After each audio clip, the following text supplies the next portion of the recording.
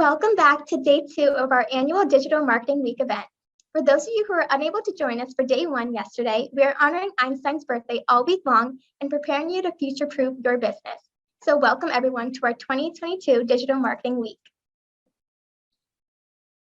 Going over today's agenda, the presentation will be by our very own Einstein of NetElixir, founder and CEO Udayan Bose, presenting on the future of GA4 analytics. Joining Udayan for live Q&A, we have Mike Roberts, Strategic Accounts Team Lead for Google Customer Solutions. We'll also be going over what is GA4, how to implement GA4, and of course, the live Q&A. As for myself, my name is Sana Habib, and I am a Sales and Marketing Coordinator here at NetElixir. And you can see that we help e-commerce brands find and engage high-value customers and acquire game-changing insights. On the next slide, you'll see that with over 17 years of experience and 12 years of international search marketing experience, we've been able to make a successful difference in over 500 e-commerce brands, as well as launch our very own proprietary customer intelligence platform, NetElixir Insights. NetElixir Insights targets and wins your high-value customers, those who are most loyal to your company and purchase large orders from you most frequently. To request a demo, please see the link in the chat.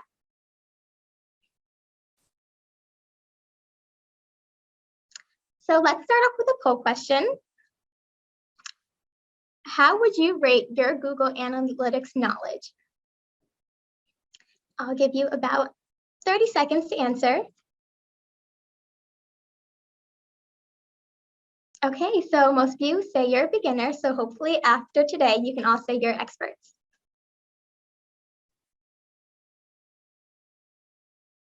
I wanted to remind you about the live Q&A scheduled at the end of this session, so please feel free to submit your questions throughout today's presentation via the Q&A box or the chat box located at the bottom of your screen. Friendly reminder to please take a minute and complete the short survey at the end of today's presentation, and of course, follow us on social media. So I'm delighted to introduce our first speaker, Udayan Bose. Udayan is the founder and CEO of NetElixir and holds the Innovation Fellow title at the Columbia School of Business. He also has the honor of being a guest lecturer at some of the top universities in the US as well as in India. I'm also excited to announce that Mike Roberts, Strategic Accounts Team Lead at Google, will be joining Udayan during today's live Q&A. Mike has worked with brands like Microsoft, P&G, Apple, Coca-Cola, and Bank of America. Outside of work, Mike devotes his time to nonprofit work, volunteering, and educating students. So with that, I will hand it over to Udayan.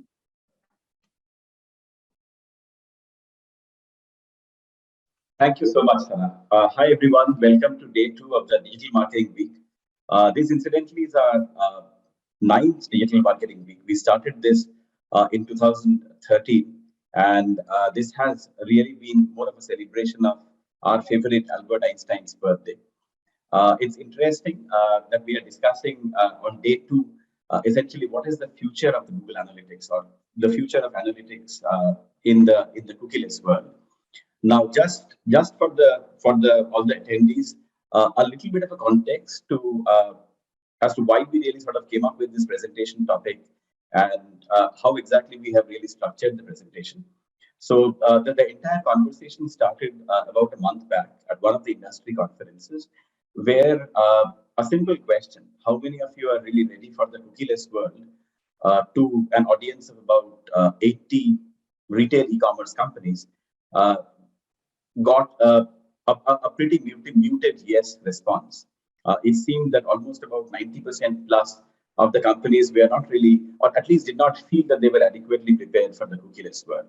Now, for those of you who are probably new to the world of digital marketing, I think cookieless, the cookies have been the essential factors which have been running on which digital marketing world has been based.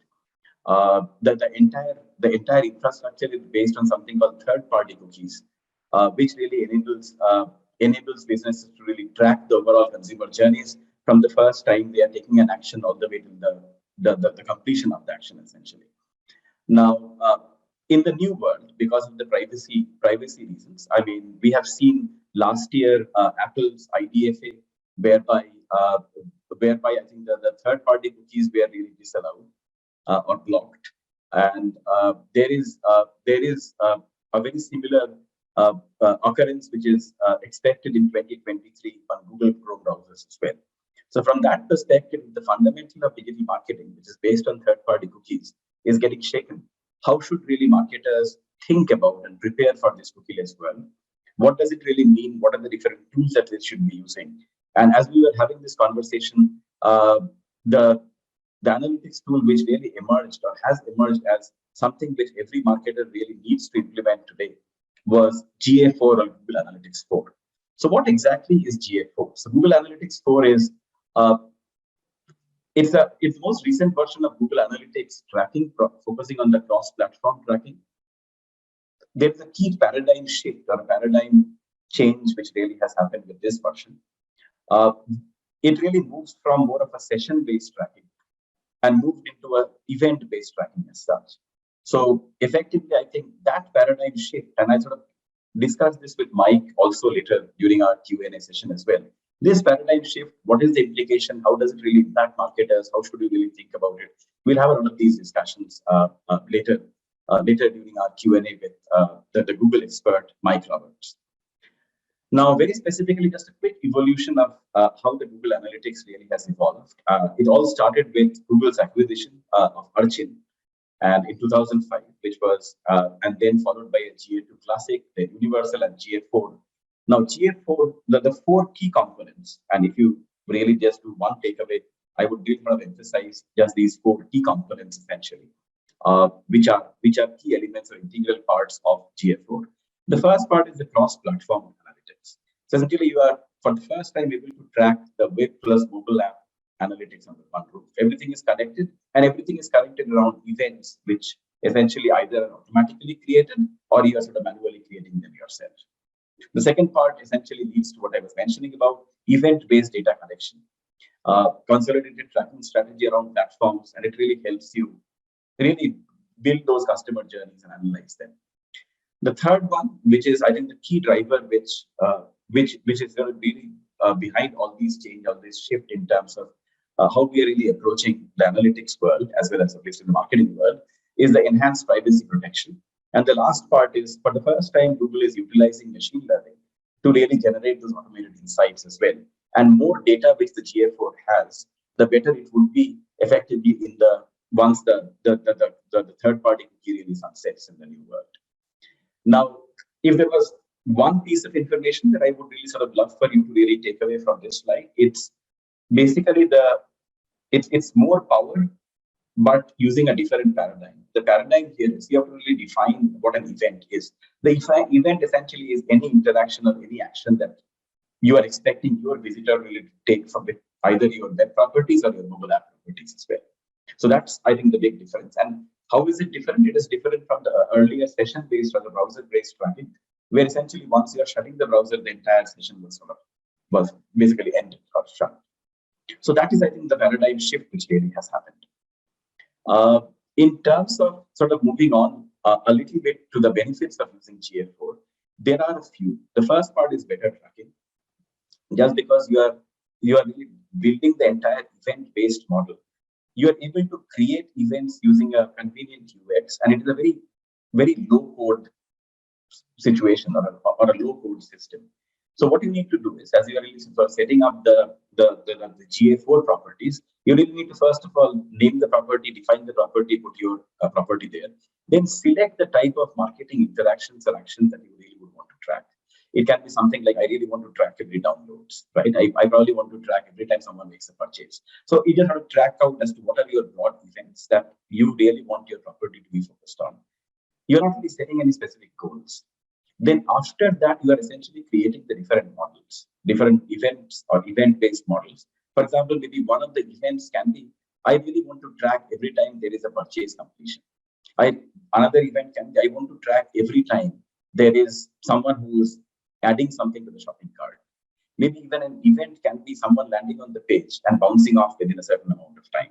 So I think the definition of events and how you really build out the model is the core and the key component which is driving GA4, right? So you start with the holistic goal. The holistic goal can be, I really want to do these set of marketing activities. Then you really get into setting up your events. Through the events, you're trying to really build some sort of a custom funnel for your business. So that concept is something that I really wanted to pass on to all of you, which is, I think, the core for GA4. Then I think some of the advantages, you really have something called web and app consolidation. A user can analyze performance across and customer journeys across platforms, because remember, everything is around the event that you are defining. An event can be, let us say, purchase completion, which can happen from a website as well as from an app as well. You are able to track and measure all of these, combine all of these together, and consolidate all of these tracking in one place. The third component is more of an enhanced measurement. Now, as you're really setting up the GA4 property and the entire property, you get to a place where you really have to choose as to what you really have to measure, right? So in terms of measurements, there are broadly about 3 or 4 types of measurements. One is the measurements which are automatically populated. Now, these are the measurements which, for Google, every website needs to have. These are something like views, session time, etc., etc. Then there are enhanced measurements. These are the ones which are also automatically populated, but they are a bigger list, which every website really needs to do. So that is, I think, the big departure from as to how the earlier version of Google Analytics have really worked. For example, in Universal Analytics, you really have to sort of write a piece of code every time you really define any one of these specific events, let us say, or engagement actions like scroll or video engagement, file downloads. For each one of them, you would really have to write a piece of code. Now, in this case, these are automatically populated. The fourth or the third and the last one essentially is something where you are trying to really manually sort of implement some of those parameters or some of those metrics which you really want to track, or essentially. So that is where effectively there are very specific things like maybe you really want to track those conversions, or let us say completion of the purchase funnel, etc. So you are essentially defining this and adding this entire measurement system. So these are the different ways whereby Google is trying to get you from focusing on writing codes and building codes for each and every event into really as much broader aspect, focus on the marketing part, while by standardizing and reducing the development of any code requirement in some of these basic factors of basic event creation. So that's, I think, those are, I think, the three key ones. Again, it is an event-based model. It really allows us to really track across the different properties, and there is an enhanced measurement, which really reduces the requirement of your need to write a piece of code for each and every event. Moving on to the second one is better targeting. So there is a very clear, deeper audience integration with Google Ads.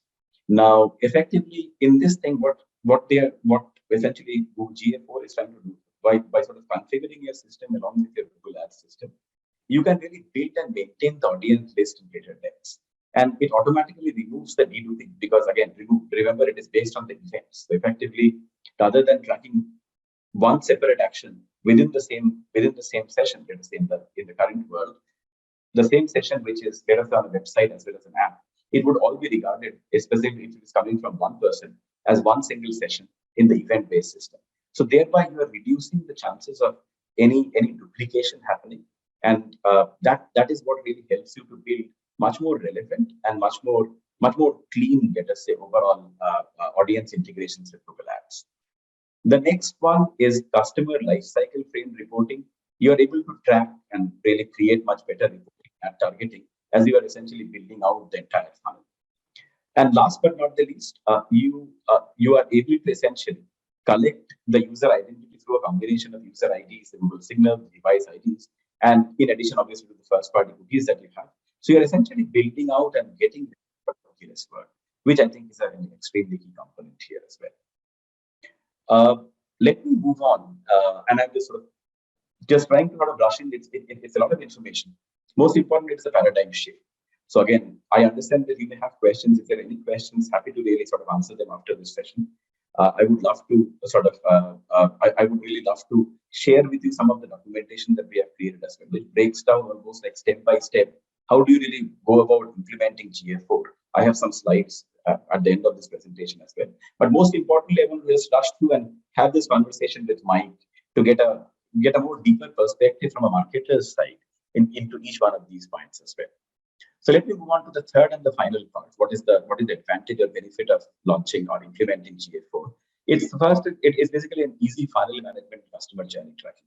You're able to create the funnels without the support of a developer. As I mentioned, I mean, it's a very low code system, and you're able to track and build the entire funnel and track the customer's journey throughout. Also, unlike UA, effectively, Google GA4 doesn't have a hit limit. Hit limit is in the sense in UA, if a user really applies a secondary dimension segment to the standard reports, effectively GA will really be able to provide unsampled data assets. There is no restriction or limit in terms of number of hits, etc. Because again, everything is based around those events that you are really tracking. And last but not the least, we have much more granular user data controls as well.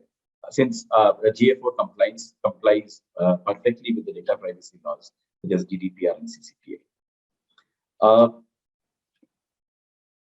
The obvious question that we get asked all the time by our clients is, should I really implement GA4 now? The answer is a very emphatic yes.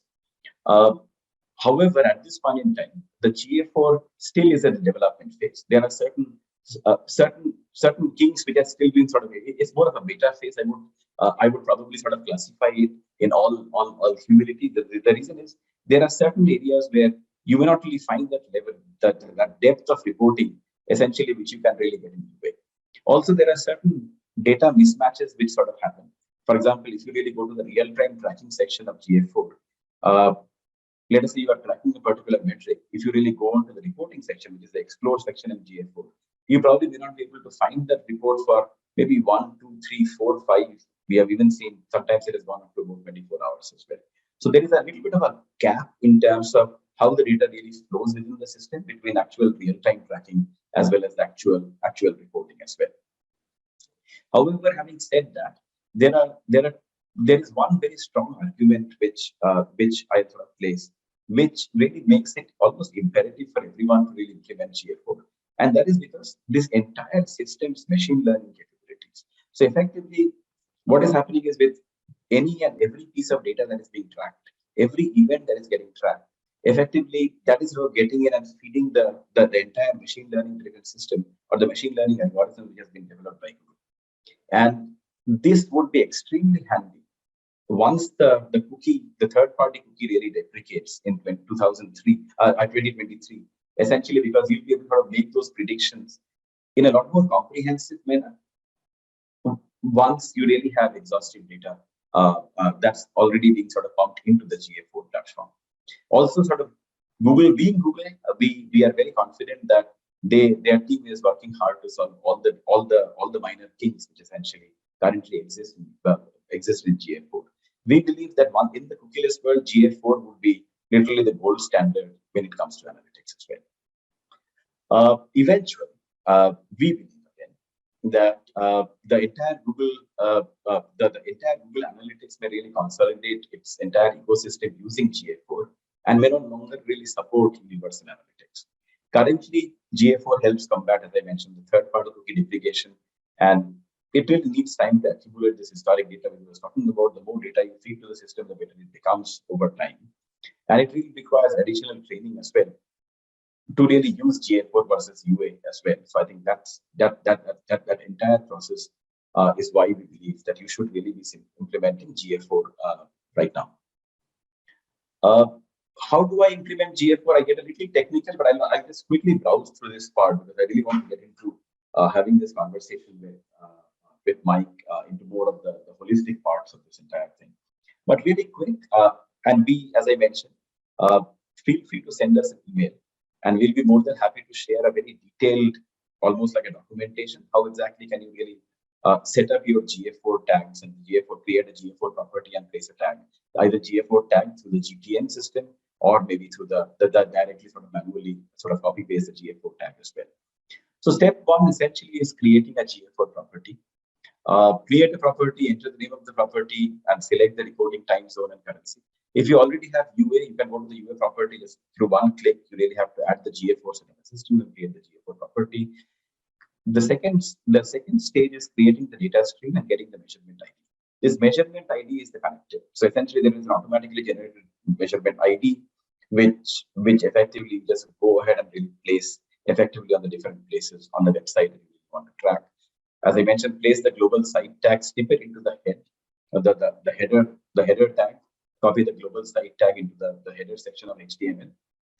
Alternatively, actually, we would recommend very strongly you take the GTM approach, where you sort of place the GTM container and create the GA4 configuration tag, create the GTM account in the container. It becomes a lot simpler for you to really go ahead and do it with spending a lot lesser time as well. And at the end of it, you can test and verify. You can just do a quick plugin to really test whether all of these tags have been really placed properly, and you're pretty much off to the races. So it is a fairly straightforward process. Again, if you need any help, our analytics team will be more than happy to sort of work with you. And if you are, just email us. You can email me directly as well. Udayan, Udayan @netelixir.com. This is again sort of breaking down that entire process into specific parts. So creating the GA4 property, we just sort of click on that tab, go into enter the property name, enter the time zone and the overall currency, and create the data streams and get the measurement ID, as I mentioned. You could start with the web and click on the web. You can even sort of start on the Android app if you have one and want to sort of integrate it. You can also sort of use the same measurement ID and paste it in the app to really connect both of these pieces as well. You automatically will get something called enhanced measurement. You just have to really click on that checkbox almost and really turn it to be active, so that you get the enhanced measurement. That really ensures that you don't really have to spend time in terms of coding each one of these, because it's a very low code system that GA4 really sort of runs on. You have page views, scrolls, and outbound clicks, and 3 more as well. Once you do that, you can place the global site tag versus via the GTM approach, which is what we recommend. Again, this is a very clear step-by-step as to how to log into GTM, create a container, create a new tag, set the tag configuration, and then just go ahead and configure and really set a trigger and just sort of apply the tag. If you really don't want to use a GTM, this is a much more cumbersome and manual effort. It takes a lot of time, and there are likely to be manual errors in this process as well, where you can just sort of copy the global site tag tippet and then really sort of place it in the header section, as I mentioned earlier. So these are all the different steps effectively. I know I've sort of run through it. As I mentioned, we have extensive documentation for each one of them. If you have any questions, please feel free to sort of email us directly. Sana will share the email address to which you can really email us. We have documentation. We'll be more than happy to email them to you. Or if you really want to speak to one of our analytics experts, we'll be happy to schedule those calls for you as well. So with that, let me move on to the attraction of this entire event, live Q&A with our Google friend Mike Roberts.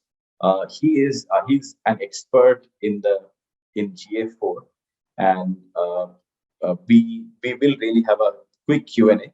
I would request all the audience also to share any of their questions that they may really sort of want to ask Mike as well.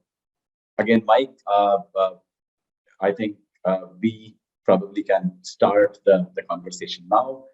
And let me start really quick, Mike. I know, I mean, before starting the webinar, Mike and I were chatting. I just met Mike.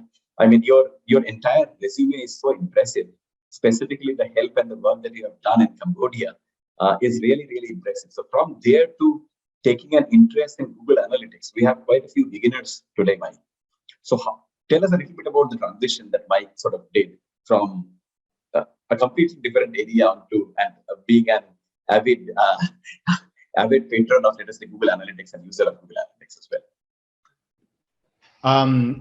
So like, yeah, I mean, in terms of my own journey, I think that I didn't start as an analytics focused purpose or role, but I think that when you start to get into something like Google Analytics, the power that it holds to be able to answer business questions very quickly, I think is next level. And I think in terms of like where we're headed, it is going to be the foundation for what Google creates all of our products based upon. So there's going to be a feedback loop between Google Analytics and Google Ads that is going to continue to strengthen. So it's about understanding from a diagnostic perspective what's going on with the customer and the business and the site, and then actually taking action upon those insights based on actually buying media differently, or actually making business decisions outside of media, just because it's the best source for customer data and customer behavior change on an ongoing basis. So it's a very good pulse on if there's a shift, how to react to that shift in a very quick, timely way. I don't know if that answers your question to start off. This is good, Mike. This is good. I think, I mean, one of the things that also we were discussing as to how GA4 marks a massive paradigm shift from the world of universal analytics, which was still pretty much in continuation from Archin to completely looking at the entire world of analytics from a session-based mode to an event-based mode. So, any thoughts, any comments as to what may have been driving this change, or any perspectives on that? Yeah, so if you think about the evolution of just maturity of the web in general, we started off with looking at things like impressions and website visits as being the main metrics that we are caring about from a marketing perspective. So how can we reach more people? And I think over time, we became more sophisticated and we focused more on actions that we wanted customers to take. So if that was signing up for something, or maybe signing up for the second thing, or coming back again, or clicking on an email, and or like making a purchase, it started to move it to like, what is the best action that we want them to take? And then actually ranking the priority of those actions and actually valuing them differently. So the first touch of introducing them to our brand would be valued differently than actually making a purchase. But we want to look at all of the different touch points and value them all to the degree that they help our business. And so I think the original Google Analytics was built in this impression sort of world, and it was really focused on doing things like that. And I think we had been able to add on the ability to track those micro conversions along the customer journey by setting up events in a more manual way, by deploying a piece of code on the website, and really kind of a heavy lift to be able to like figure out that downloading the newsletter was something that we wanted to measure, or scrolling down the page. I think now it's out of the box designed to help identify what are those touch points that are really driving the most weight for your business, the most revenue, and then helping to make it easy to buy media against those touch points in a more streamlined way. So I think that that's kind of part of the behavior shift. I think Google Analytics, this is not just a new update. This has been the biggest update change since the building of Google Analytics. They actually like went down and rebuilt the entire platform with a different foundation architecture. So it's a significant change. And I also think that there's going to be, there's another sort of shift from trying to speed up time to decision. So if you're looking at trying to understand what's happening to making a decision, we're trying to democratize data. So make it easy for an executive to see a view that is helpful for them, and to help a practitioner move from collecting the data, analyzing the data, to actually working on the analysis piece. And a lot of times data is siloed, it's in different places. We don't actually have a great view until we like massage it and crunch it. And this helps take out a lot of the steps out of that process to be able to focus on more of the, what is actually happening? What is the business question that I'm trying to answer?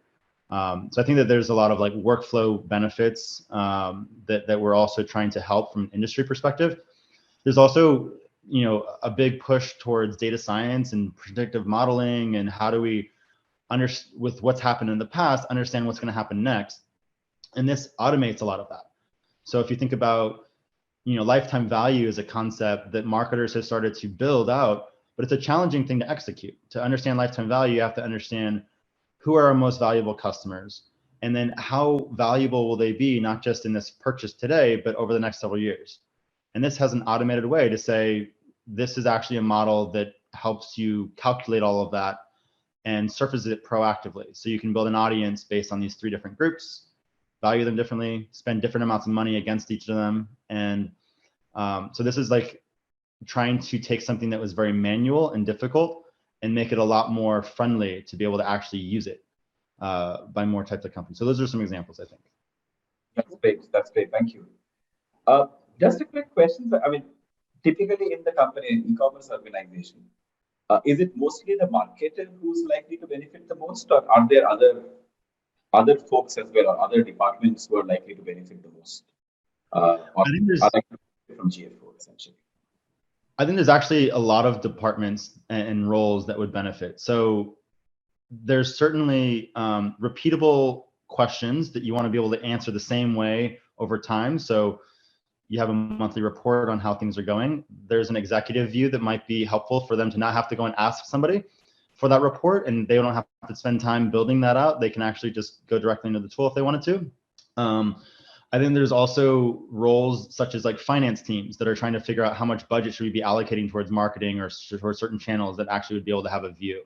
I think there's also teams around maybe like in-store teams, if there's a retail team that would actually be able to get a view of in-store activity.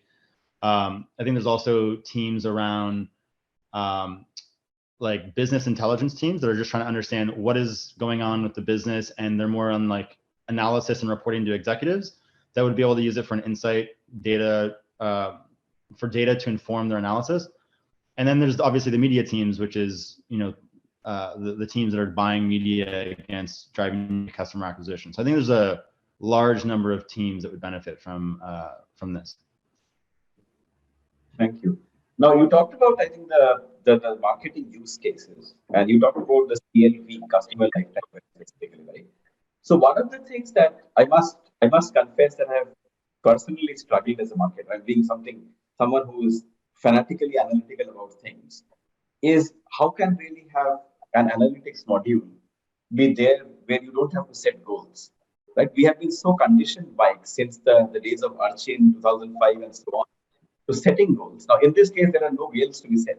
It's basically business cases and let the algorithms essentially take over as such, right? So, I mean, are you really seeing a lot of marketers feeling uncomfortable with the fact that they don't really have to set goals, etc., other than that they are working on setting the funnels and creating the events, etc.?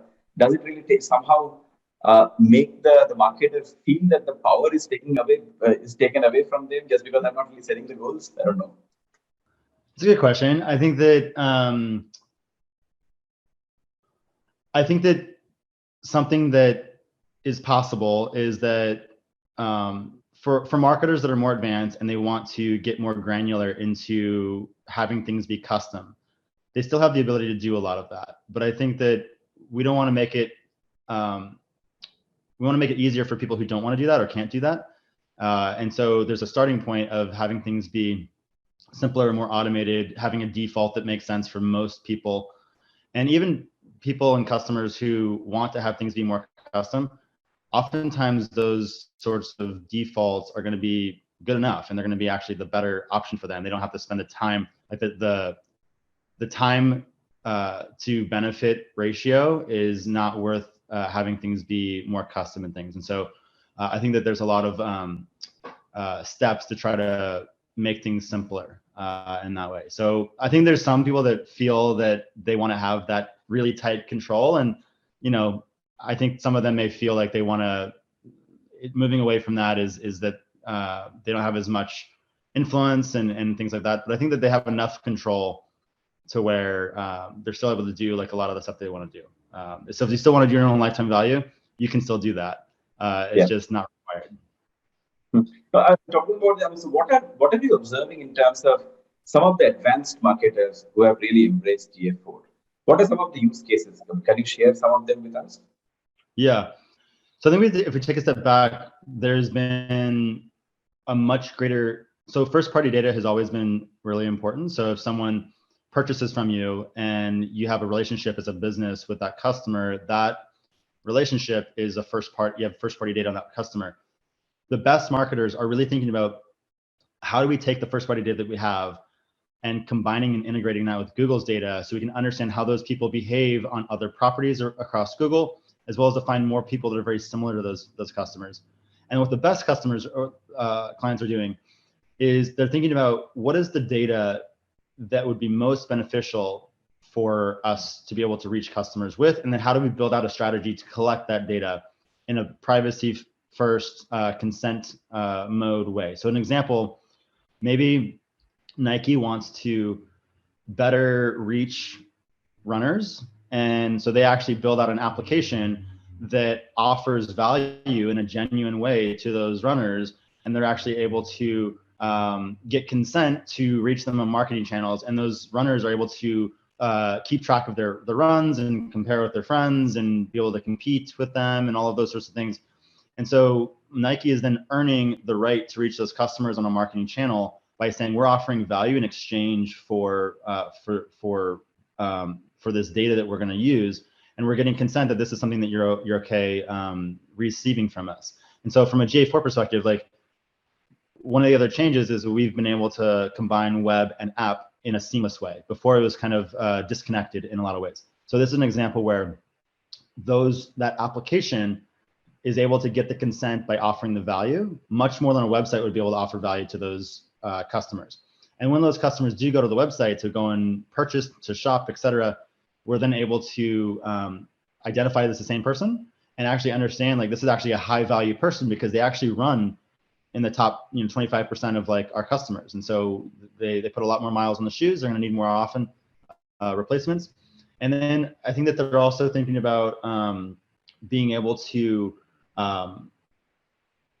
take that first party data and find more people like them across Google. And I think that all of that requires creating value for customers and them deciding whether or not value is worth enough to give consent to reach them. So like think about Google Maps as another example. It's tough to live today without Google Maps for me.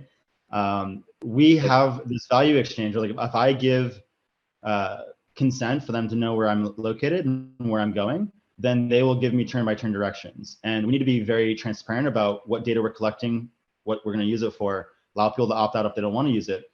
And so that's going to put more onus on brands to say, this is more value that I'm going to offer you in exchange for this data and for this relationship to reach you. So I think that's how most more advanced marketers are thinking about it. Very interesting. Now, I know we are all sort of talking about the cookieless world and how we are sort of progressing essentially, right? And how the marketing landscape would change. Now, I'm just sort of not trying to put two and two together. Probably I am, but let me sort of get your feedback on this. So we know that Google tested and we sort of initially was more of a cohort-based mechanism in terms of tracking, right? Then they have moved into something called a topics API, right? So understanding those topics and eventually trying to connect those pieces and so on, right? So I think I really always found it to be very fascinating to really follow and track the different activities or actions of Google, because it's almost like Google being the bellwether for the entire industry and by far a clear leader when it comes to the digital marketing world. I think it's always important to follow the moves and see as to does it really provide us any sneak peek into the future as well, right? So I think so all of these at some point in time probably really connect or coalesce at some point in time, right? The entire mechanism of how can we really survive and exist in the third-party cookie world and try to really do things as accurately and as exhaustively as possible. Now, I would love to know as to what is your viewpoint? Where are we headed? And how will the GA4 or let us say the marketing landscape be different, let us say, once the third-party cookie essentially deprecates and we are really operating in a very different world, let us say 2023, 2024. How does it really look to you? Great question. I think that there are some platforms and approaches that are trying to more or less put a Band-Aid on things, and they're trying to come up with a new version of the cookie, and they're trying to, that would maybe work today and maybe next month and the month after that. But at some point, given the trends that we're headed and, privacy demands from consumers, regulation, et cetera, it's likely that any one-to-one tracking mechanism, even if it's not a cookie, is not going to be a long-term strategy. So I think that everything that we're talking about with GA4 is built with a different paradigm where we're trying to look at things like in cohorts and understand like how this group of people are behaving and understand in a more anonymized way how they're actually going about doing that. So I think in terms of like where things are shifting is I think Google Analytics 4 is going to be a foundation for Google for our privacy first solution. So we're going to be building more features out. It's going to become crucial for media performance. Even just as an example, we're looking at like DDA, cross-channel DDA has already been launched. So if you're understanding someone was on YouTube and they went to search, it looks at that as one consumer journey. And I think that what we're going to see is more cross-channel DDA sorts of solutions, attribution solutions that are more sophisticated across different channels. I think for most marketers today, they're looking at using Google Analytics 4 as the first step at having consented data for their customers that they can market against. But I think there's gonna be a lot of other tools that are gonna come out in the ecosystem that are going to be able to be built with privacy first foundations. And so like the Chrome privacy sandbox is another effort to be able to create an ecosystem, not just a Google built tool like Google Analytics 4, but how do we empower the industry to create their own solutions that handle like hashed user tracking, which is that privacy focused way that we can understand this person is behaving in this way without actually tracking that specific person. So tangibly what that means is that there's going to be more tools in the marketer's tool belt in the next few years that are going to be able to use privacy first technology. So I expect there's going to be a lot more options for like how to answer business questions with those types of tools.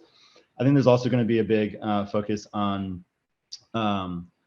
shifting to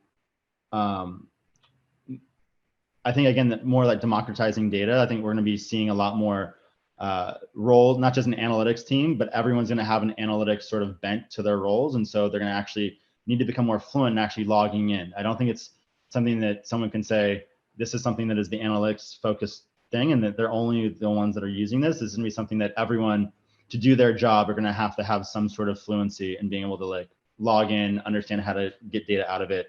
So I think those are some of the higher level shifts. That's a great point. I think one of the things which was struck me directly at GA4 was you probably are trying to move away from a classic analytics tool made for analytics people to maybe more of a business insights tool, which answers your business questions. And that's, I think, fundamentally the big difference when I really look at GA4, right? It's a completely different paradigm altogether. Because earlier, I mean, it was sort of, you had the company's analytics managers and they would used to go into analytics. The other person didn't really have to do anything on this thing. So you have mentioned a couple of times now, Mike, that the attempt is to democratize, right, the analytics, but more important, the insights as well. And I think the GA4 is a great step towards doing that.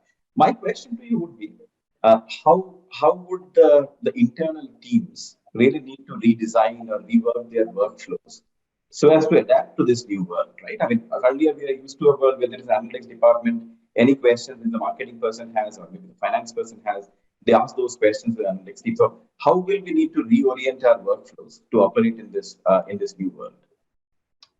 Yeah, great question. I think that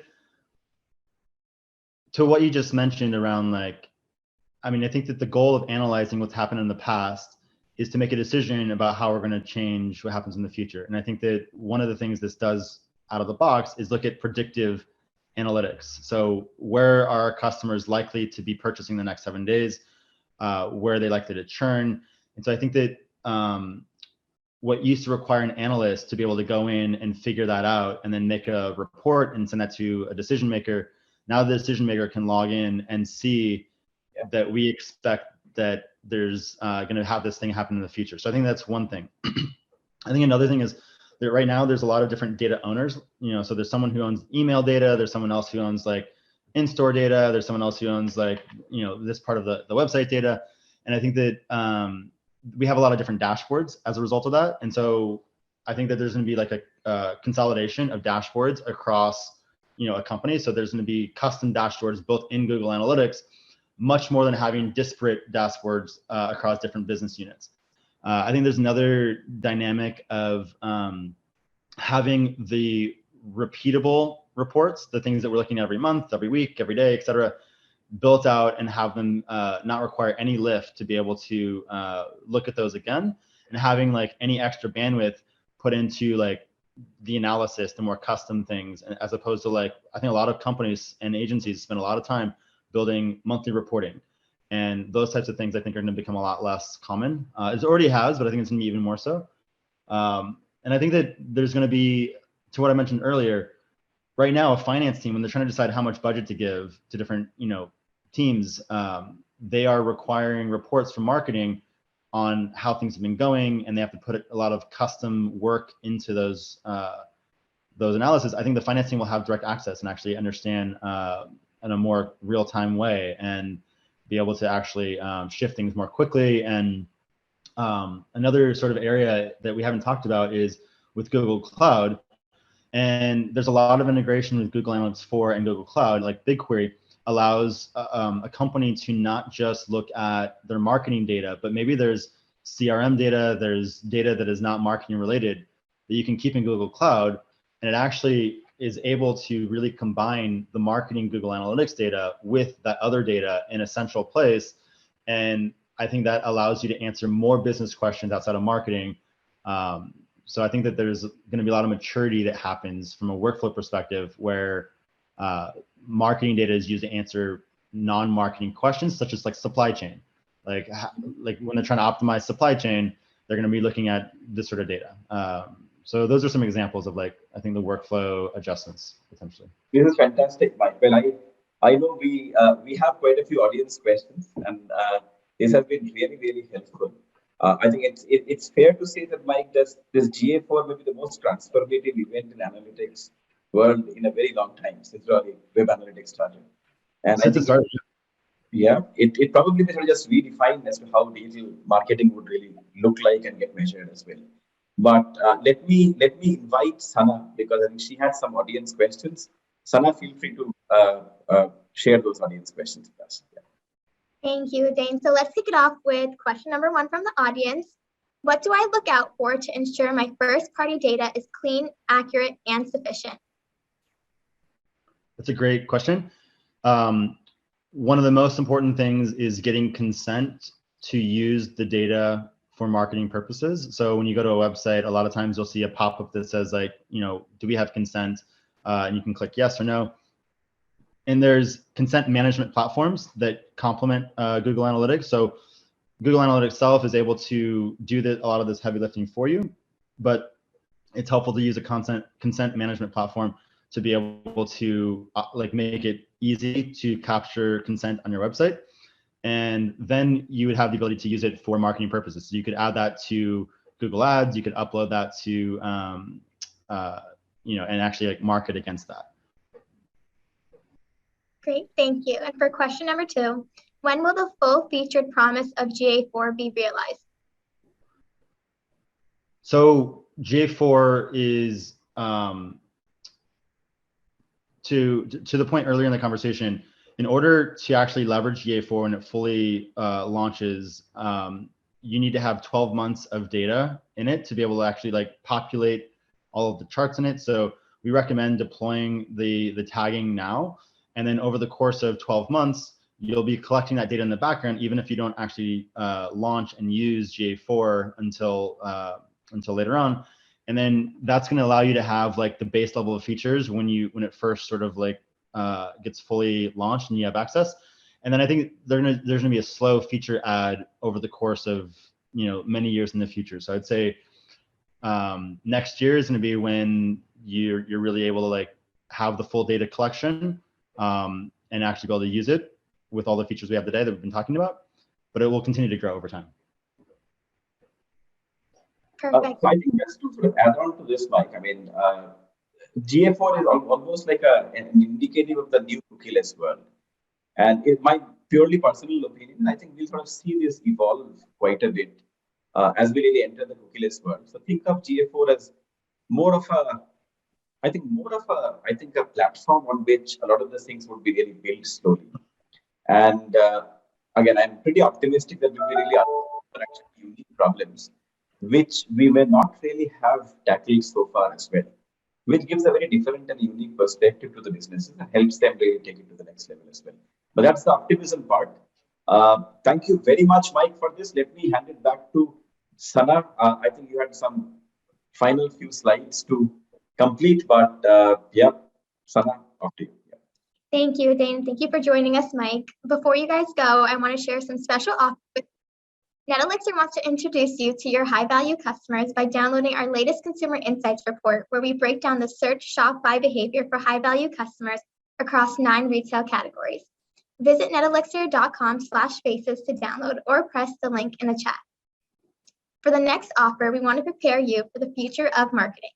We are offering a checklist to future-proof your business, which you can download at NetElixir.com/events/DMW, the same link you used to register for today's webinar. And that concludes today's webinar. Thank you, Udayan, again, and thank you, Mike, for joining us for the amazing presentation, and all of you for attending. I'm looking forward to seeing you back here tomorrow at 11 a.m. for our final day of Digital Marketing Week. Thank you and enjoy the rest of your day. Thank you very much. Thanks a lot, Mike, again. Thank you.